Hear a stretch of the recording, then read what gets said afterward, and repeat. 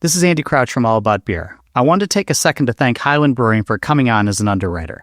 We appreciate having the support of Asheville's original craft brewery and love that the folks at Highland get how important it is to support beer journalism. If you want to join Highland and the other companies helping us pay our writers, podcasters, and artists, check out allaboutbeer.com/support. It's an affordable way to join the All About Beer community.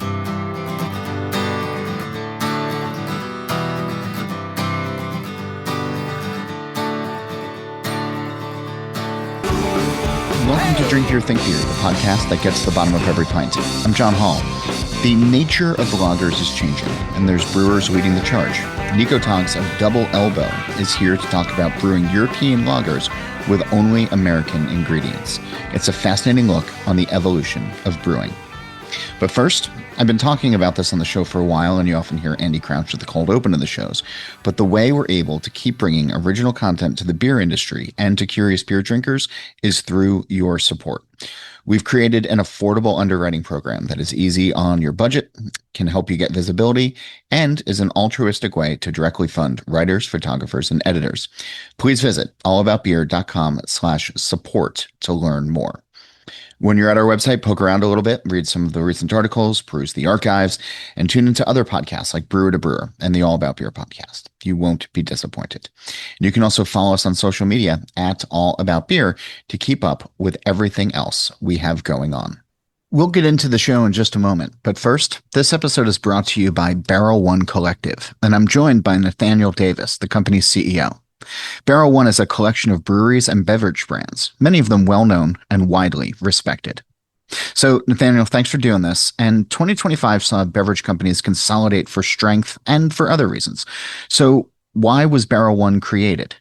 Well, Barrel One was created really with some like-minded brewers that have an anchor in the Northeast, some incredible heritage brands, and saw a way to navigate, the current environment by bringing together a group of brands under one roof, under one platform, to simplify things, simplify choice for wholesalers, help with prioritization, and ultimately make a better experience for the consumer. So what are some of the brands that are in Barrel One, and how do they all kind of complement each other? Well, we've got the anchor from what used to be the Mass Bay Brewing Company, Harpoon, celebrating its 40th year this year. UFO Clown Shoes. We added to that the Finestkind Brewing Company brands, which include Smutty Nose, Wachusett, and the Five Boroughs Five Boroughs Brewing Company out of New York, out of Brooklyn. And then we acquired Greater Good, first American all-imperial brewing company out of Worcester, Mass, among several others. We also do a lot of partnerships and have done some licensed brands, and so our RTD and kind of non-beer portfolio often partners with external companies, great brands such as Dunkin', where we did Dunkin' spiked teas and coffees, and more recently Crystal Light vodka refreshers, which is a super light, lowest calorie RTD on the vodka side of things. Thanks, Nathaniel. You'll be back at the bottom of the show to talk more about Barrel One, and we're thankful for the company's support in sponsoring this episode. On this episode, I'm excited to welcome Niko Tonks. He got into his brewing career by working at Live Oak Brewing in Texas, and he then went on to co-found and open Fair State, a co-op brewery in Minneapolis. He left that spot a few years ago and has been working for Yakima Chief Hops, selling their catalog and traveling the country, talking the good word of hops. But as you'll hear, the siren song of brewing came back, and now he's the head brewer at Little Thistle, a brew pub in Rochester, Minnesota. And within those brewery walls, he's launched his own label, a lager program called Double Elbow. The goal there, he says, is to create an homage to European lagers using only American ingredients. It's an ambitious plan and not without challenges, but also big on creativity. Most important, it's brought back fun to his brewing, a necessity element for success. Here's our conversation. Well, thanks for being here, and I'm excited about this conversation for a couple of different reasons, but I want to start off with Little Thistle. And you've been in the beer industry for a long time. You've worked for other breweries. You've had your own brewery. You're on the sales side of things. Going back to, work for somebody else's brewing company, but then have your own beer label on the inside of that. I find really fascinating, like a project inside of a project. And I've seen a couple of other folks do that where, they'll go and become a head brewer for, somebody else's business and then kind of have their own thing that's happening within those four walls, or a couple of fermenters, or, something that is different and a departure, from what the main place is. And I'm wondering, how did that happen for you? Or how Yeah, did this happen for you? yeah, it's a great question, and I do think it is. You're seeing it more commonly. I mean, like, was it amalgam operating out of Bierstadt? Like, those are two very different ways. And then there's a friend of mine here in Minnesota who actually, I'll say it. He basically stole my idea, but he's doing the same thing, which is great. So Well, for just send him an invoice. Yeah. yeah, totally, because there's a lot of money in this for sure. I think the longer the like the thing one of the things that I've realized is that beer, if you want to do beer the way that you want to do it, you should probably plan your life around making money some other way. But that's another question. Well, So no, no, no. Say that. Like, go into that for a minute, because that is, for so long it was, follow your passion and the yeah, customers and money will follow, and like right. that never happened for most folks. And I mean, Yeah, there's always compromises, and yeah. like, you meet the brewer who all he wants to do is make, beautiful rustic saisons, but all he can sell is gummy bear pastry stouts. Yeah. Everybody's fooders are full of marshmallows. Yeah. You Well, know, that's what those silos are for in the yeah, back. It's shit all happens, lactose. right? Yeah. Yeah. Well, so I think the thing is they, to me, like part of the issue with craft beer over the last decade has just been scale and expectations. And I think a great example of this is when I was at, Fair State, and when we started out in like we started in 2014, and in 2015 we kind of hit the barrel fermented, like, mixed firm sour thing pretty hard, and it was a super fruitful space for us in terms of like creativity and all these different things, and uncharted territory, and learning a lot, and it was super fun. But it was a lot of work. And when we scaled from the 7 barrel brewery to the 30 barrel brewery, we were like, okay, we did 1,500 barrels last year, and 10% of that was mixed firm sour beer. So when we go to the big brewery, 10% of that will be mixed firm sour beer. And so we like loaded for bear, bought all these barrels, got like a couple of used fermenters and all these things. And then we realized pretty quickly that, like, okay, no, this is a very specialized niche thing. And two things happened. One, when we scaled, the number of people who cared about it did not scale with that. And two, everybody and their brother started doing it at the same time. And so the market got flooded super fast, and it kind of just never came back. And I think that what we're seeing broadly now is kind of like a macro version of that same thing, where everybody was just like, blue skies, let's go. And never there was no resource. There continues to be no resource on like trying to figure out where the market is for all that stuff. And so Yeah. it's just a question of, I don't think it's true that if you do something out of passion that like the customers won't show up and the sales won't happen. I think it's just really making sure that you're scaling to a reasonable degree. So what I've kind of decided for me is that, like, that might be, I think Double Oboe first year we did 110 barrels, in this, which was a partial year, and this last year was 170 barrels. And a lot of that Okay. was production constrained, but it might be like a 250 barrel thing. And at 250 barrels, like, that works. Like the craft beer dream is alive, right? Where I'm like 100% sold out, and people love it, and it's like I can do exactly what I want, easy breezy, and all these things.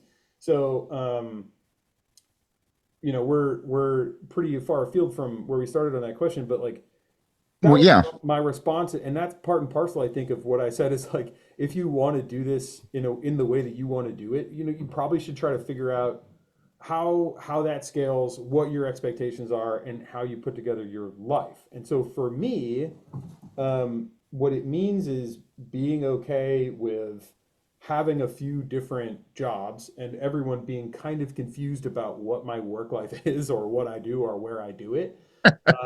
But it gives me flexibility and allows me to put together the thing that I want to do the way that I want to do it. So how I ended up working at Little Thistle was I left the brewing side in 22 and went into sales full time working for a vendor, which was a great opportunity and a job that I liked. Selling hops for Yakima Chief, and that's a great company that I still work for. But after a year and a half or so, I was like, oh, okay, the brewing itch, turns out it does need to get scratched. I thought I was done with it, but I think I was just really burned out, and I'm not done with it.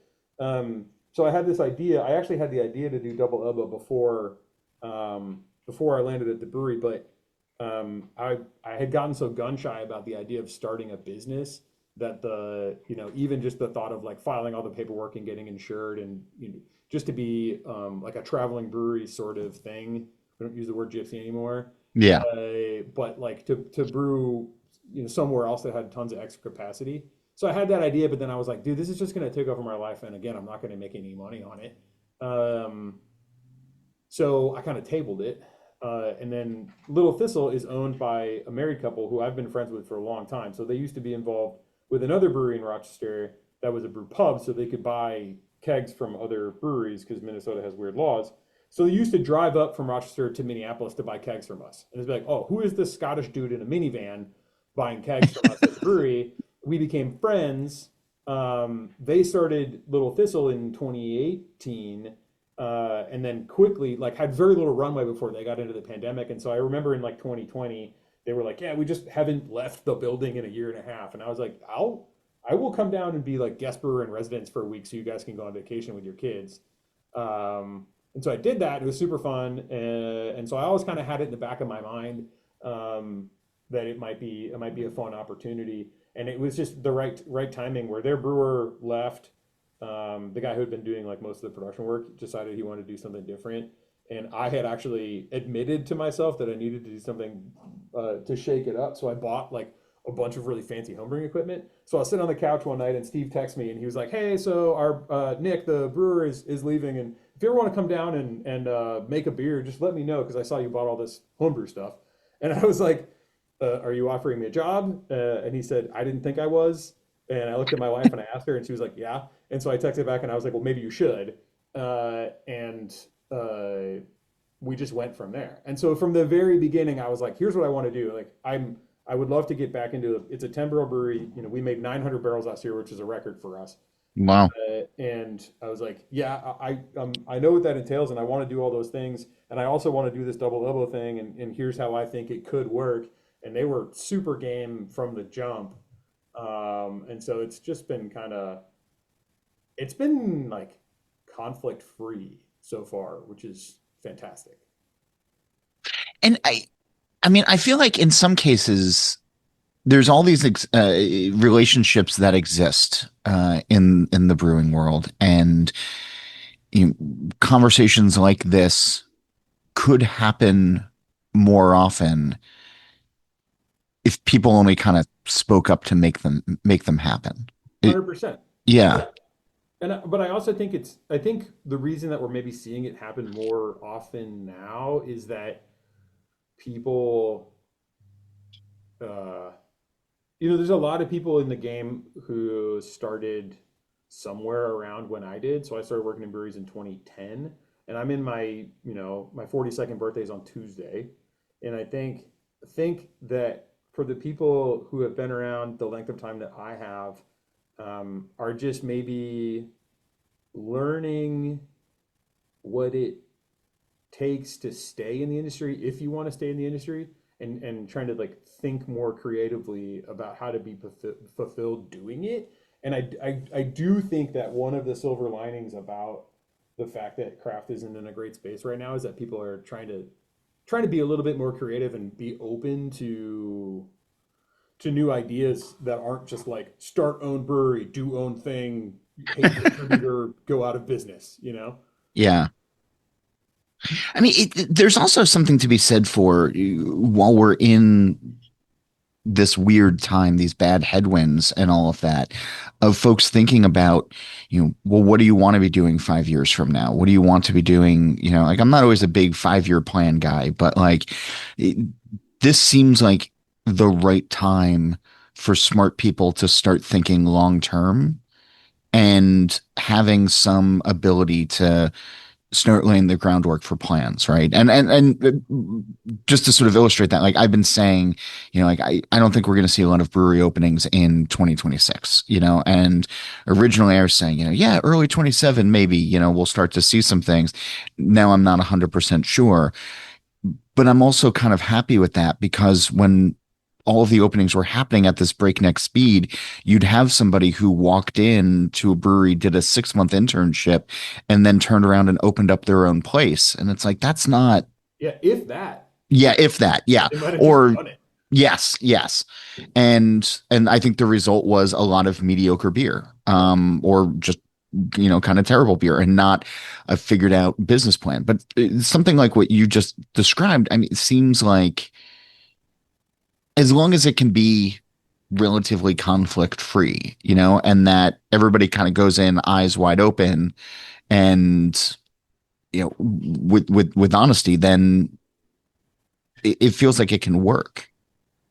Yeah, I think so. We'll see. I mean, I think that there's no like unitary path, right? So I think that there's a lot of different fractious directions that things are going in that could be negative or could be positive. I think that to a certain extent, the like consolidation move to me is a good sign. So, I don't know anything about the deal, but something that seemed relatively unexpected for a person who does live in the southeast of like Bearded Iris and Wiseacre merging. Yep. I was like, what? And then I was like, oh no, that makes sense because like dude built a big brewery in like a pretty cheap place to be. It makes sense to fill that brewery up, right? And to like operate effectively. So that to me makes sense. And I think that, there a lot of the and as a person who started a brewery who effectively closed and like literally has an active bankruptcy case going right now, like I'm not being glib about this, but I feel like I can be maybe a little bit more. Uh, I don't know what a better word for glib is, or but about it is like I think a lot of the fallout in the sort of middle part of the industry is really really overdue, Yeah. and I Agreed. think I think a lot of people out there aren't having fun. I think there's a lot of people out there who got into this industry for passion reasons, like you said, whether or not they had a good industry background or a business plan or anything. They got into it because they were like stoked on it and it was fun. And it has completely stopped being fun for them. And it's basically just like Sisyphus, like, torture, pushing Yeah. this like, like nasty, like old beer and THC beverage ball up the hill and it keeps crushing them. So, like, a lot of the closures that I think that we're seeing around here, like especially in smaller breweries, are people who are coming to the end of a 10-year lease and their landlord wants to up the rent and they're like, you know what? It's not fun anymore and I can't figure out how to make the numbers work on like 50% higher rent than I have right now. So like let's have a party for the last month and like hug it out and then we're done. And to me, like those kinds of closures are sort of a rational thing that you would expect to see in an industry. Like I hope breweries don't turn out like restaurants where turnover is like the norm. But I do think that a lot of breweries have held on because it's such a passion industry operated by people who don't have good business sense. And again, I feel like I can say that because I'm one of those people. Like, uh, you just hold on for way longer than it is rational to hold on for. And so I think that some of the shakeout right now is just that. But the other part of that sentence where I said like people aren't having fun anymore, I think that the thing that to me is resonating the most strongly right now that feels like it's hitting with at least a certain subgroup of customers also is like just trying to breathe a little bit more of the old timey sense of like fun pirate industry run by sort of marginal characters, like by weirdos for weirdos, that I remember from craft beer, in the early mid 2000s, and earlier than that, but that was like before I turned 21. Yeah. that sort of thing I think is really hitting with people, because it's like, yeah, if it doesn't make sense, don't try to make it make sense. Just lean into the little weirdsies, in a way that resonates with people, and figure out how to not lose money at it, and and just see where it takes you. And I think that that's all these little kind of like pirate projects like Double Elbow or whatever it is there that are popping up, or even like breweries that are like full bore breweries, but have no physical space and don't ever plan on having one in a production sense. Like my friend Andrew Schwartz in Seattle, the Human People thing, like they were gonna build a brewery and then they're just like, well, no, we don't have to because we can make beer over here and then just have the cafe and operate the way that we want to operate without. There's no compelling case to take on all that capital debt. So like, let's just not do it and see if we can still have fun and do the things that we want to do. And I think so far the answer is like, yeah, you can. Contract is not the dirty word that it used to be. And so I don't know. That's true. Just Yeah. figuring out how to make it fun is key.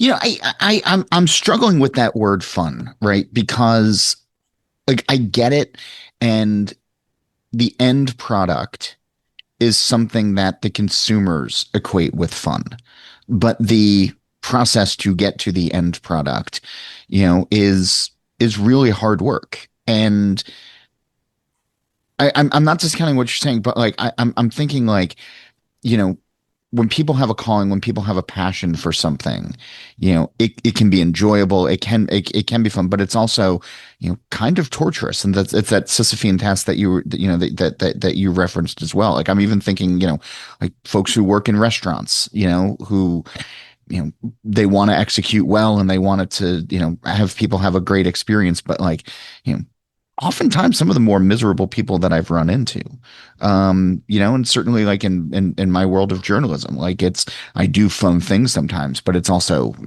frustrating and, not as much fun as like maybe it seems from the outside of things. But I like this approach because I think it does allow for that fun in ways that, the old model maybe doesn't.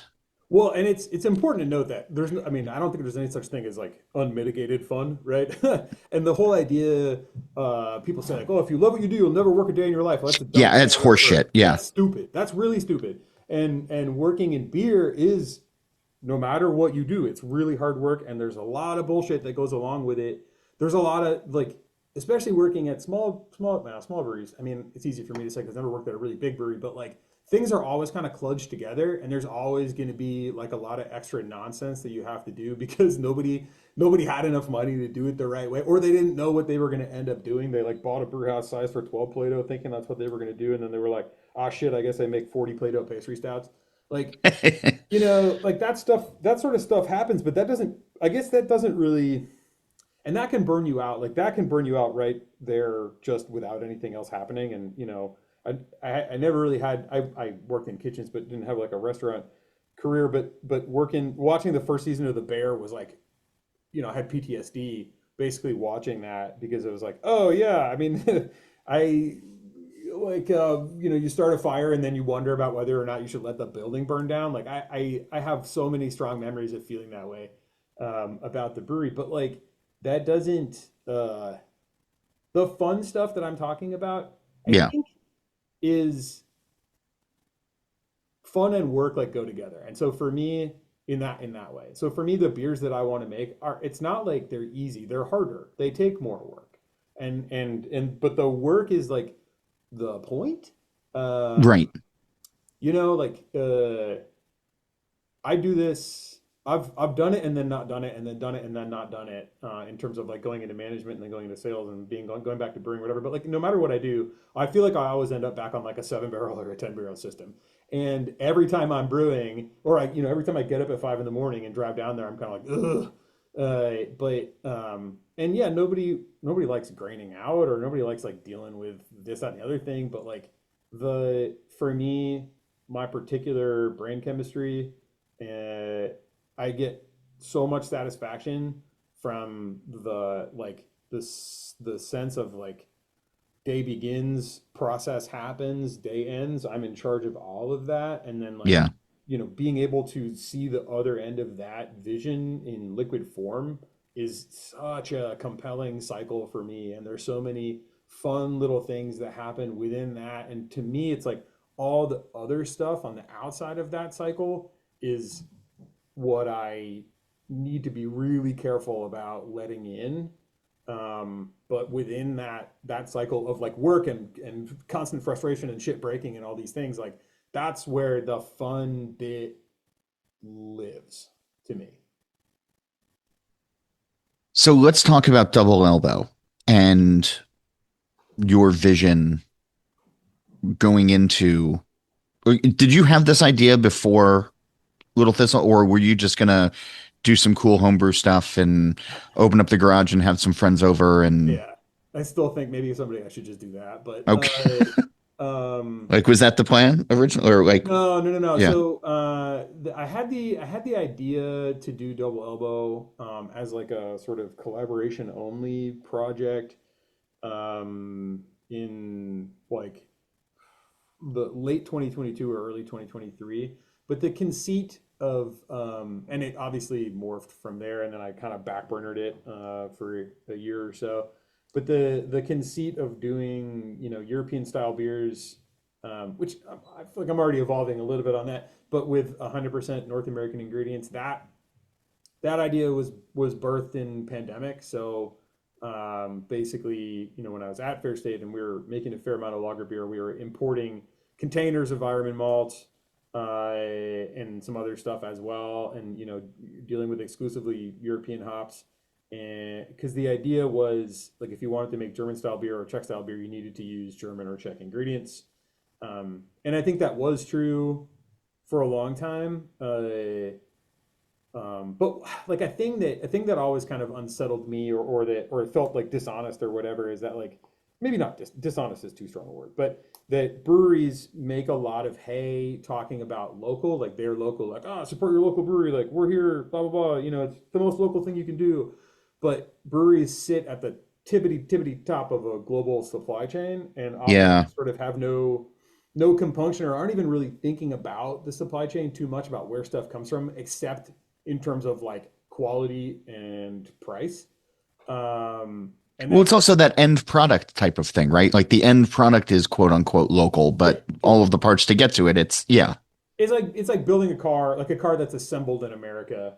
Right. Granted, there's a lot of work that goes into that assembly, but if all the parts are made somewhere else, like yeah, there's effects and to that, and I'm not necessarily saying that one is bad and the other is good, but to me, it was like okay, well, it feels like an important thing to try to think about what it might look like to use things that are maybe not local, but at least like don't cross an ocean to get here. And the thing that forced that a little bit was the supply chain kerfluffles and fuckery in COVID.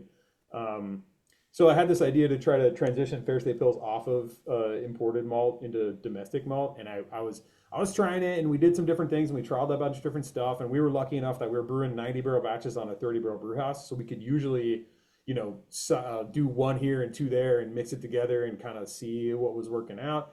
Never really hit it all the way before we kind of hit other choppy waters, and I had to focus on other things, and I ended up leaving. But I still had this idea in the back of my head, and so we were thinking about Double Elbow. I was like, all right, well, it's funny because it's all like pre-tariff idea. Yeah, I wanted to get into that at some point as Yeah, well too, it but yeah. seems prescient now, but it had absolutely nothing to do with that. Of doing these things and just trying out like different maltsters and having worked for a hop company for a couple of years, feeling like I had a better sense of what was possible in that space to try to replicate some things. But like it, you know, started it without knowing whether or not I would be able to succeed, basically. Um, and so when you're talking with Little Thistle about starting up, right? I think part of these relationships have to be you're not really stepping on what that brewery is about. Yeah. Right? Yeah, absolutely. So, I mean, Steve, Steve and Don own it. Steve's from Scotland, and he is, what had the title of head brewer until I started. He's now, his business card is complicated. Something about juggling plates and spinning cups and all things like that. But but he's still like, he brewed on Thursday, right? So like he and I kind of like share responsibilities on that front, and he definitely likes making lagers. But his like bread and butter, and I think the thing that the brewery hangs its hat on, which I think is fantastic, is like low ABV things, and there's a strong like kind of UK influence that goes throughout. So like our one of our three flagship beers is a Scottish export, which is vanishingly rare in the year 2026, but is awesome, and like it works, and we make it and we sell it. It was like more than 10% of production last year. So I and he and I both really love like cask beer. We have two beer engines. And so it's like it all dovetails really nicely because I really like drinking the beers that he wants to make. He really likes drinking the beers that I want to make. There is productive crossover between double elbow beers and little thistle beers where I showed up. It's a two vessel brew house, but we can hack it to do step matches and decoctions, but they never really done that. And some of the like little thistle branded lager beers, we've tried to work some of this other ingredient stuff into or processes or whatever. So like we have Bach that comes out. We do like a Bach poking party in this is St. Patrick's Day weekend. And that beer had always been single infusion, and now it's decocted, right? And so I think that there's like a rising tide sense about it. But the understanding from day one was like, I'm the head brewer of Little Thistle. It's my job to steward that brand, and the double elbow stuff gets in where it fits in. And that's kind of how we started. But like, seeing how well it had been selling and all these things, we have a collection of 10 barrel fermenters, and we have two 20 barrel fermenters, and those two 20 barrels are always pretty tightly allocated. And so going into the fall winter, Steve was like, you should just keep a 20 of double elbow going all the time, and see if we can build that market a little bit. And so it's been like I said, it's been going really good because I think they primarily have sold beer in Rochester. So for those who aren't familiar with the Minnesota landscape, Rochester is like an hour and a half southeast of Minneapolis, or the Twin Cities. Yeah, it's just slightly inconvenient for if you're in the Twin Cities. Like far enough that they had done distribution in the cities, but not a ton. And then you don't like, you get people doing beer tourism. Again, like hype train is not the thing that it used to be, but like Top and Goliath is in Decorah, Iowa, and Yeah, it's on the same road. Like if you drove from Minneapolis to Decorah, you would drive through Rochester. yeah. So like Forager, our brewing neighbor, would always like time their barrel age releases for when TG was doing something. And so like It's smart. That's really like a smart. Yeah. known pathway, right? Up and down. But when I came on board, obviously I knew a lot of people in Twin Cities scene on the sales side and all these things, and so it was pretty easy for me. I'm not taking this for granted. I feel fortunate to be able to have done this, but like when the first double elbow batch, I basically just walked into like 10 liquor stores and I was like, "Hi, do you remember me? I have this thing. Would you like to buy it?" And like 10 out of 10 people were like, "Yes, I would like to buy this." And so it's been good for Little Thistle because we've really expanded the distribution of Little Thistle beers up in the Twin Cities as well, which in an environment where the taproom is like always kind of struggling to stay at par because that's where things are now. Yeah. The distribution boost has been beneficial for both brands in the Twin Cities as well. So yeah, to date, it really has been like a thing that's worked well for both of us, So, what are the challenges Yeah. of, making European style beers with North American ingredients, right? Because like it's like let's take the tariffs out of it for just a minute. Like because I've been having conversations, of late with maltsters and hop suppliers and all of that. And it's, we don't really think about it, right? Because again, it's not that, the beer is local, but the ingredients are not. And as long as it tastes good at the end of the day, it's like I'm happy. But I always realize the ones, especially in the lager space, who I think are killing it.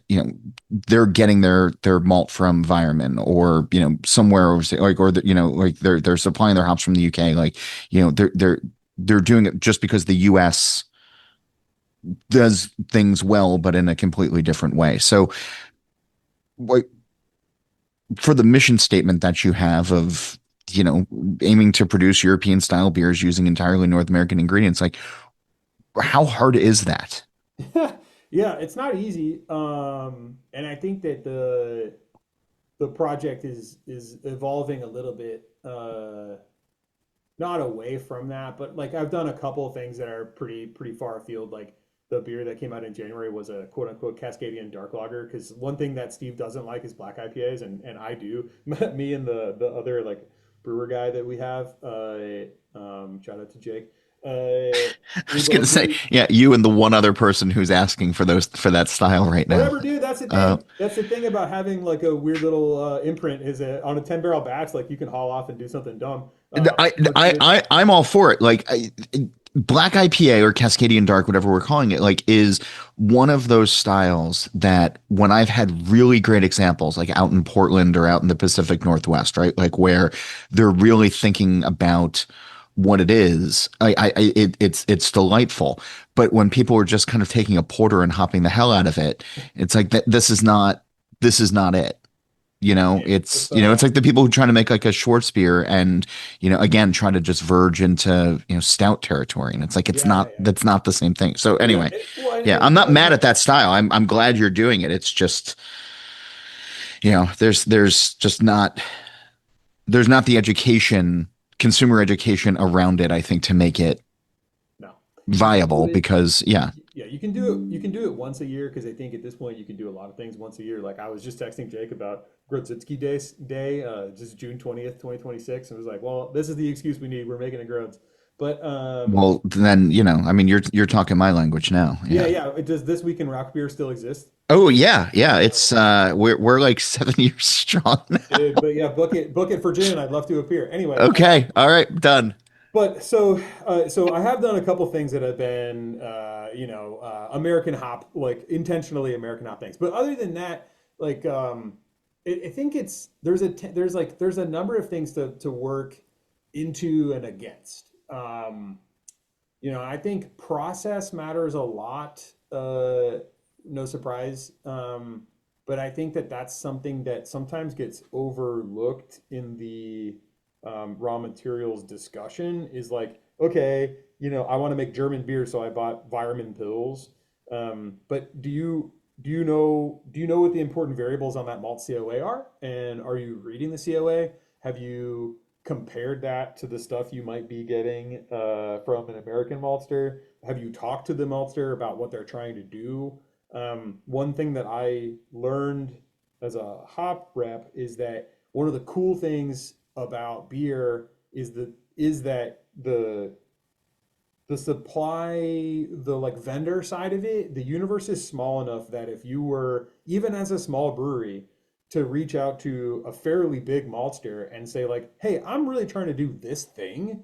Can you help me do that? They probably wouldn't say no. They might not say yes, but they wouldn't say no, and they're definitely gonna to like listen to your concerns. It's especially true in hops because hops are this thing that only has one customer, and so growers in the hop industry, to a person, in my experience, are super receptive at this point to what brewers have to say, and so I think if you as a brewer feel like you're not getting what you want from the marketplace of things that are out there, ingredients, like it's really incumbent on you to go ask. You can't just be like grumpy and be like, well, I can't get what I want.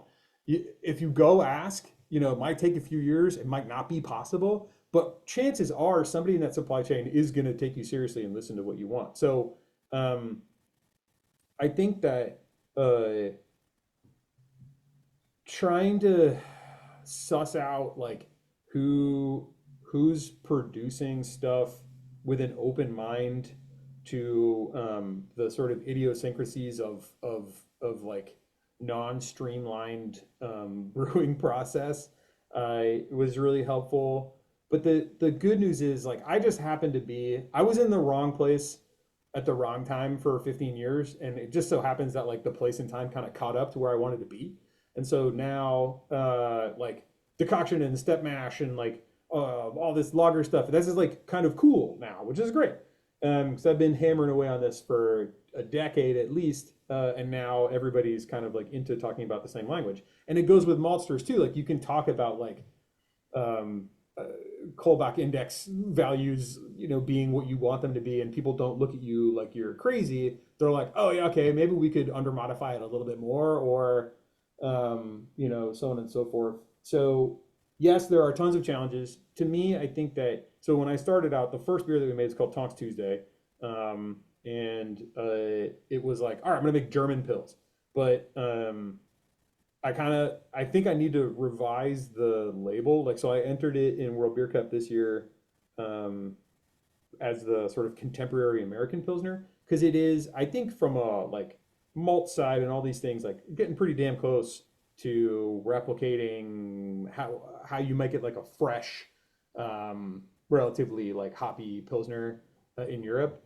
But the hop character is not exactly the same. But for that beer, it feels like okay, cool. But so we just did another one. It's called Edelpils, which is a collab with Forger, and we were doing like an homage to Jaeger, and it was like, I think even though this is probably the closest to a actual facsimile of a German beer that we've made, I called it German American Pilsner, and I kind of think that like the further I get into it, the more I realize that purity tests are overrated, and I wanted, yeah. Why?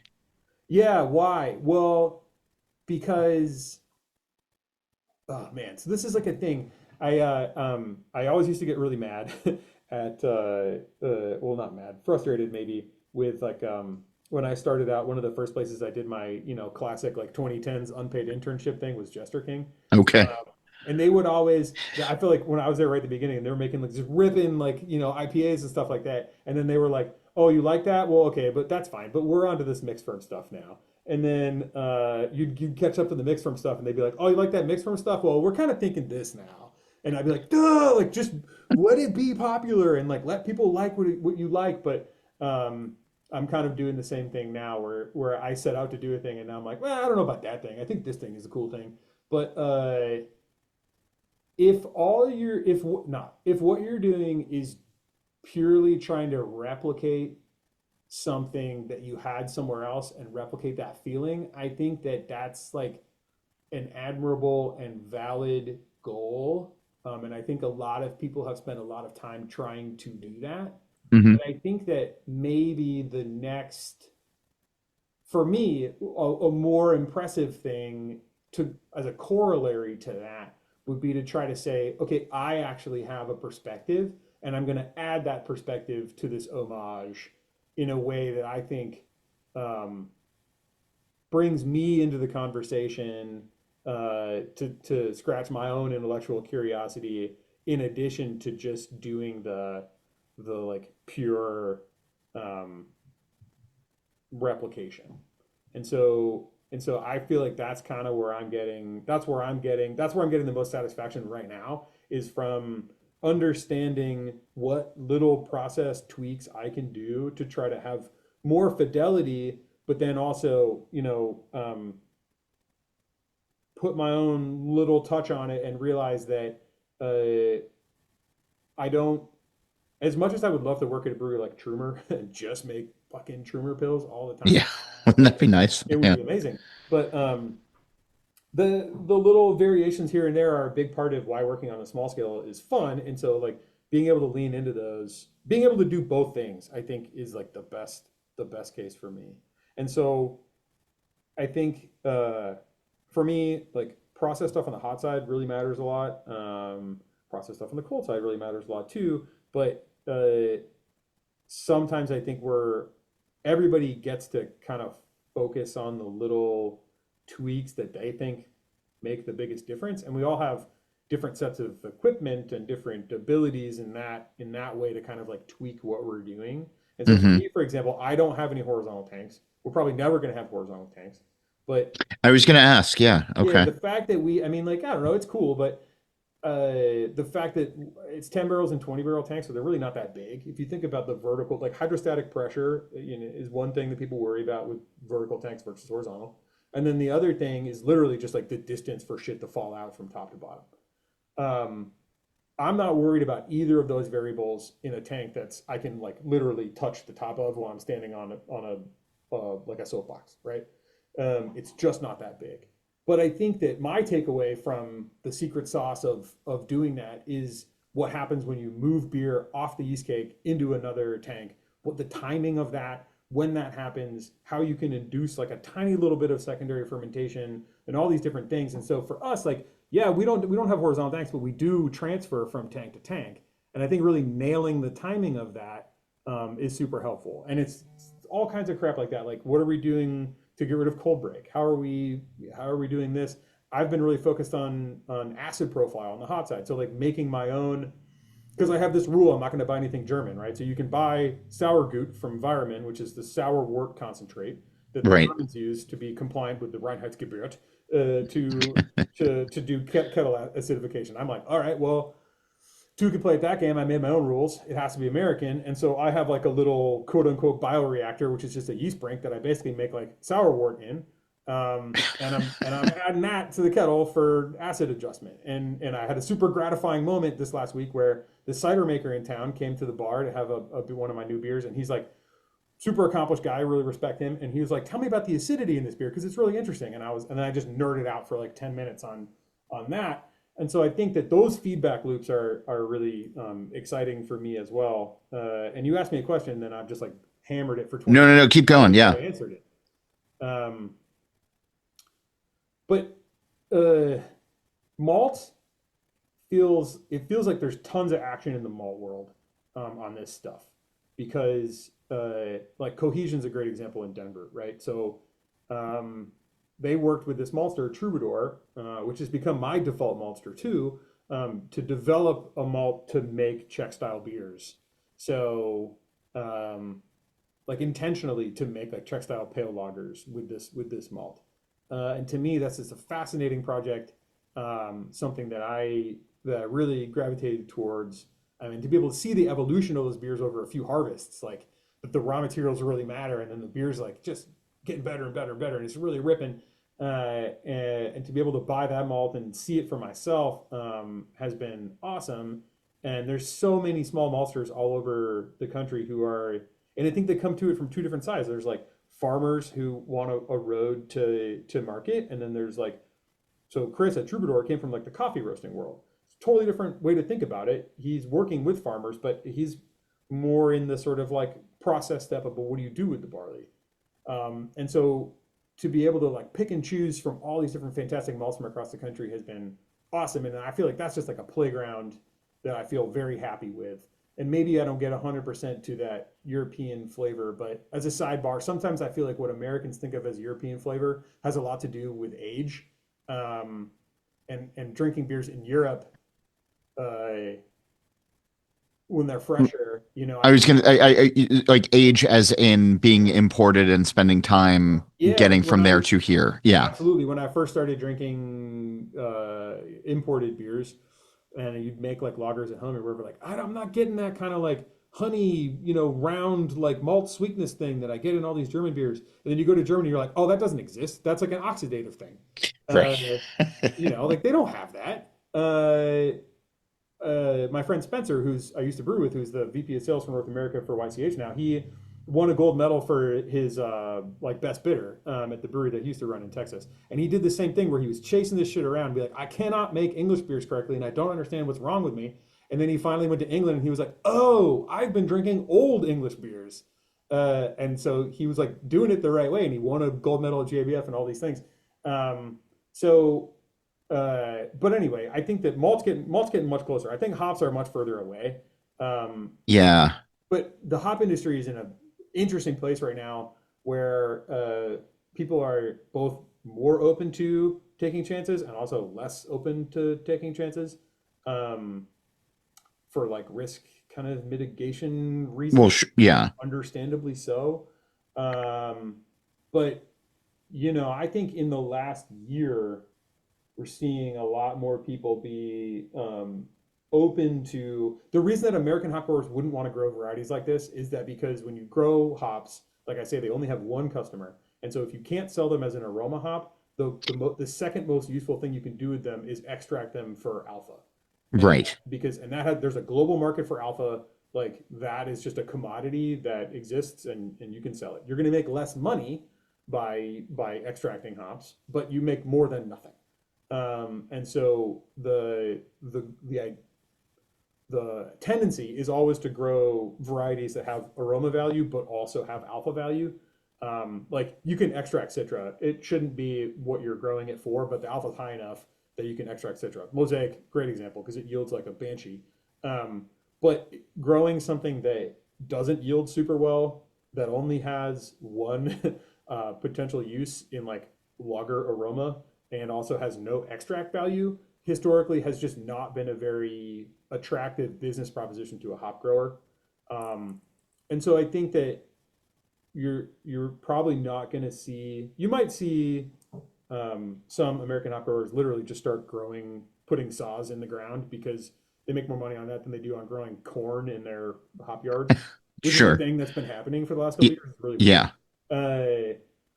But I think that the real exciting thing is what's going to happen out of breeding programs over the next couple of years, where you see people try to like make sure that they're growing hops in this vein, but that have way more positive agronomic characteristics. And so, because like landrace varieties like Saz, Tettnang and all these things, like they just don't yield very well, right? They don't produce a lot of hops per acre, and so it's like triple whammy. So if the industry right sizes itself like it feels like it is pretty aggressively right now, people pretty soon aren't going to be interested in putting low yielding varieties back into the ground because they're like, no, dude, I'm good. Like I bought my neighbor's property and I can just grow like all of the mosaic in the world or whatever it is, whatever the next high alpha variety is.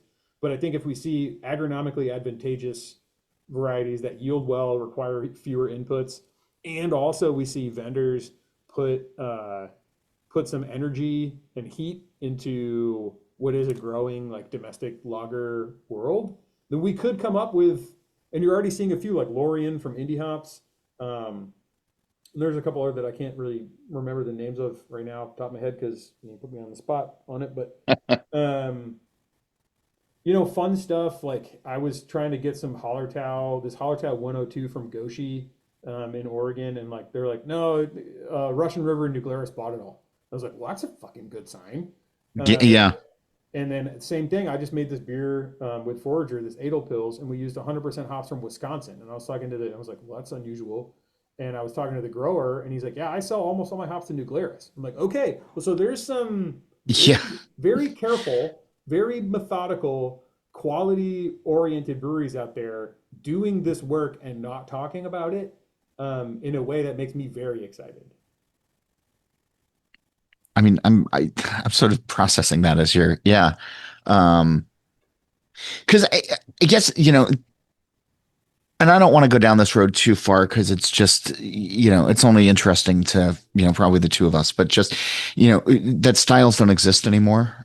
And that, if you are making authentic European lagers with just American ingredients, isn't that, American beer? And you kind of, said that before, a German American, uh, style, but, what you're making is inspired by it seems like, but then kind of wholly its own thing.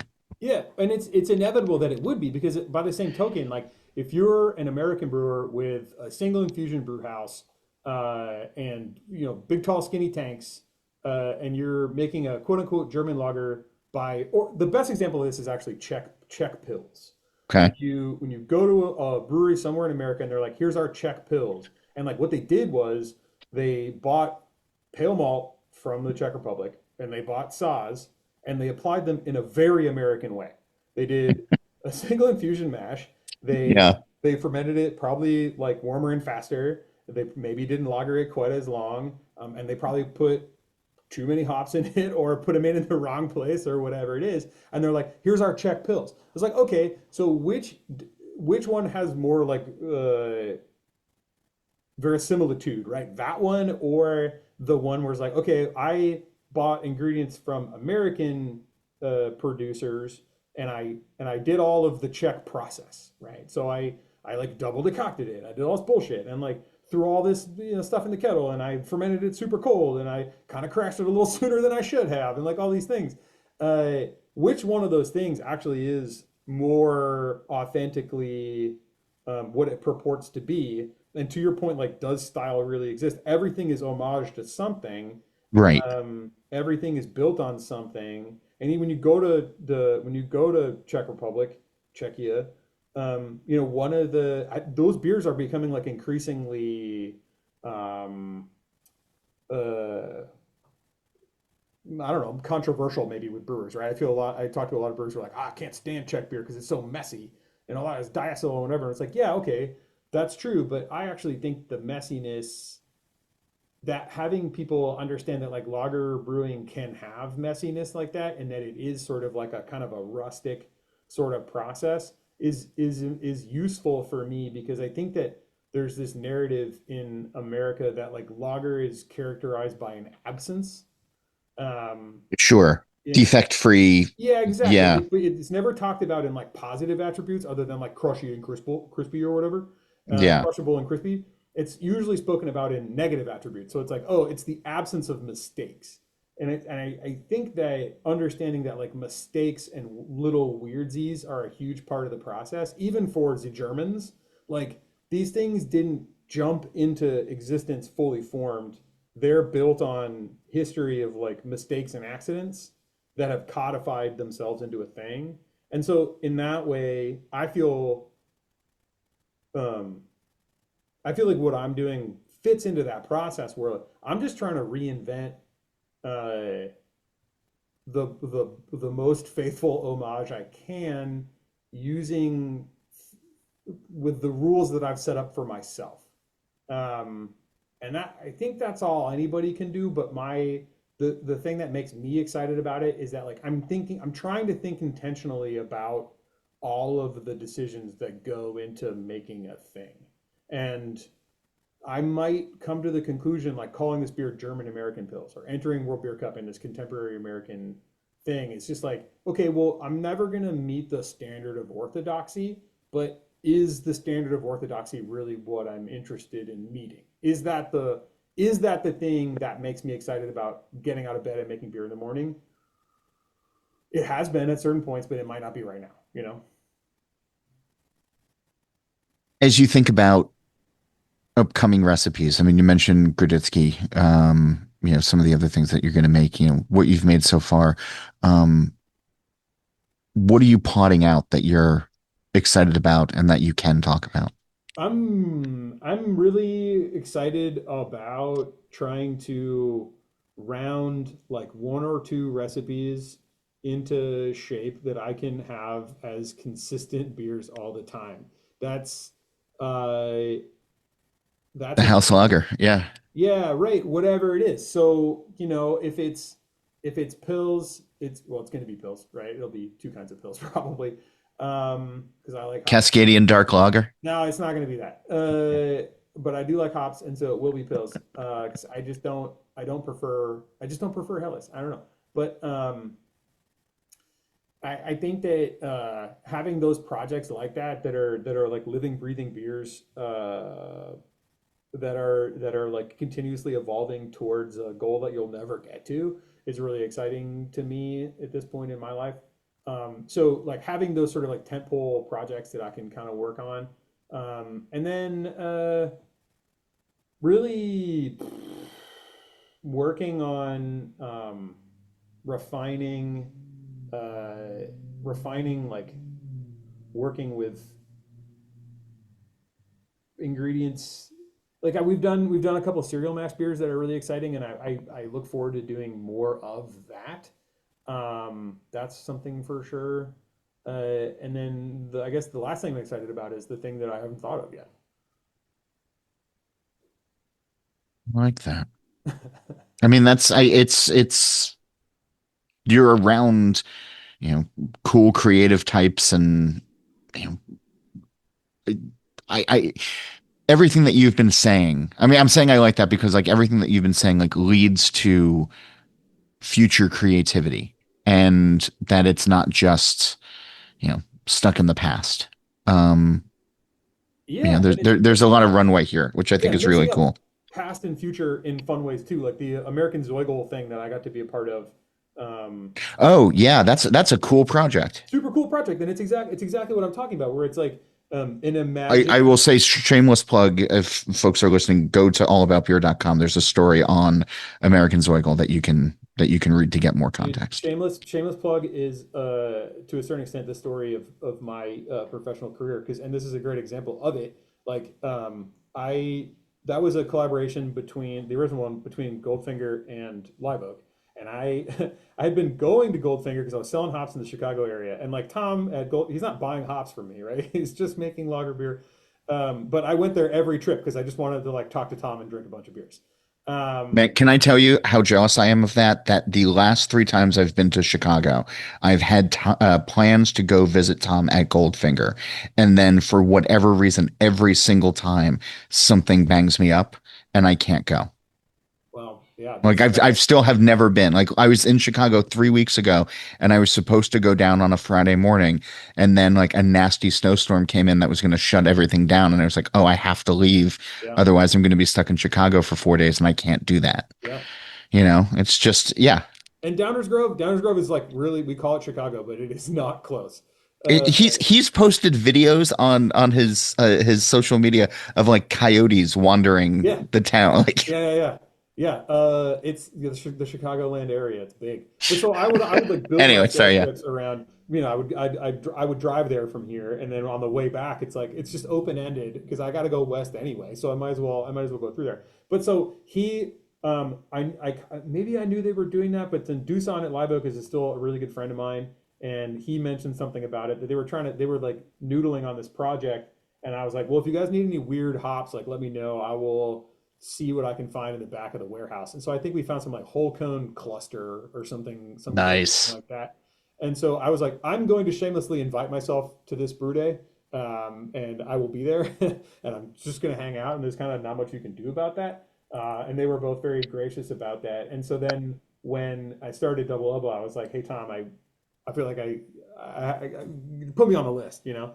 And so I kind of jumped. I feel like I through shameless self promotion and putting myself in the place that I wanted to be, I kind of jumped the line on getting to be part of that project. But it's to me that was like the heart of what I'm trying to do. Where it's like kind of an invented past that's forward looking. You know, so you have this like really hyper specific Franconian tradition, and then they were like, well, what if it was what would it have been like if someone had done it in America, and then punting that out into the universe into this project where it gets to become like a 21st century American brewery like roving collaboration. And so to me, it was like it ticked all of the boxes right away. And then the beer that I made on it was like, well, what if Austrian immigrants had showed up in southern Minnesota in like 1850 and tried to make what Anton Dreher was making in Vienna at the time, but with corn because that's what they had. And so we did this like cereal mash and all these things, and it was just like top to. Luckily, the beer came out well because top to bottom, everything about that was like what I'm excited about in beer right now. And I think that there's just more juice behind, um, kind of like navel gazy sort of like really nerdy projects like that right now where if you can scale it correctly that you won't have any trouble finding people who are interested in doing it. And to me, like that's the life that craft beer is giving me right now. That there's enough heat behind super nerdy specific stuff like that you can hack it, you know?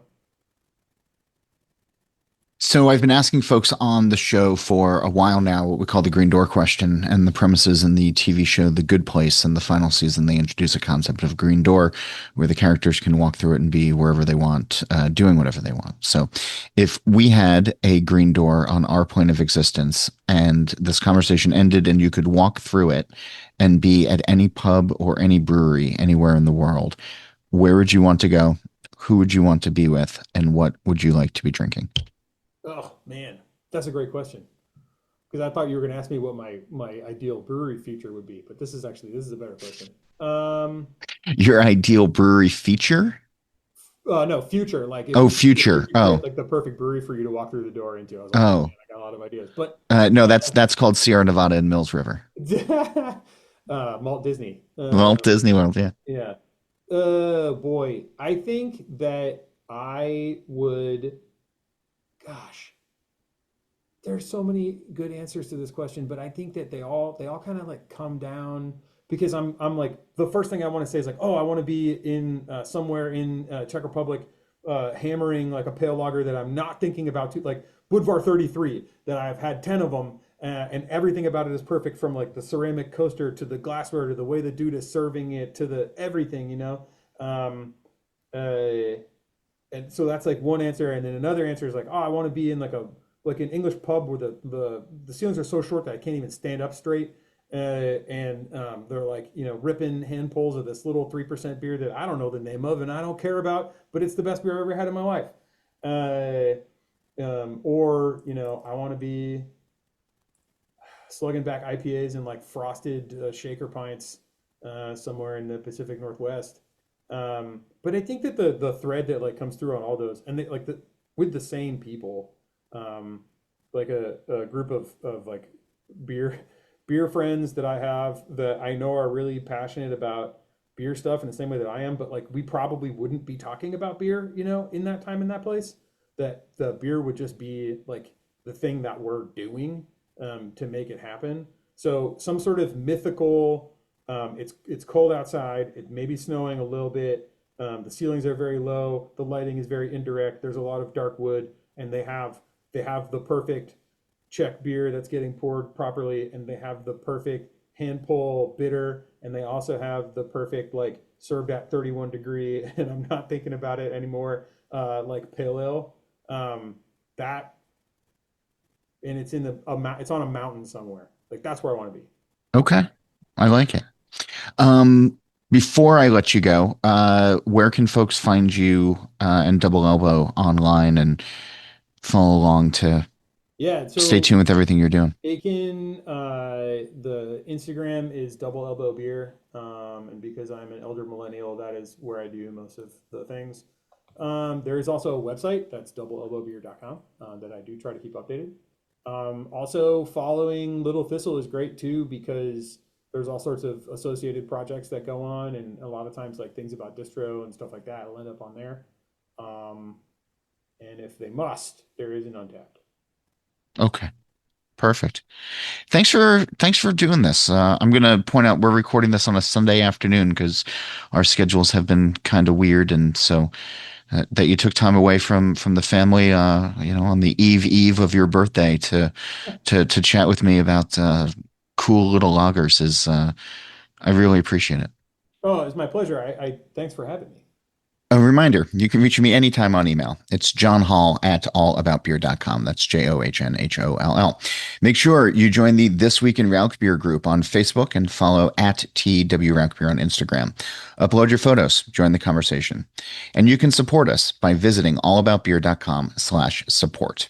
When you're at the website, you can check out new content as well as the archives, which go all the way back to 1979, and find the links on our website to follow All About Beer on social media. As promised, I'm back with Nathaniel Davis. He's the CEO of Barrel One Collective, the company as a sponsor of this episode. So with uncertainty in the industry right now, what's your strategy to make this work? Well, the strategy is it's anchored in spiritual homes. I think it's important to recognize that our hospitality and our tap rooms are a very meaningful part of the strategy.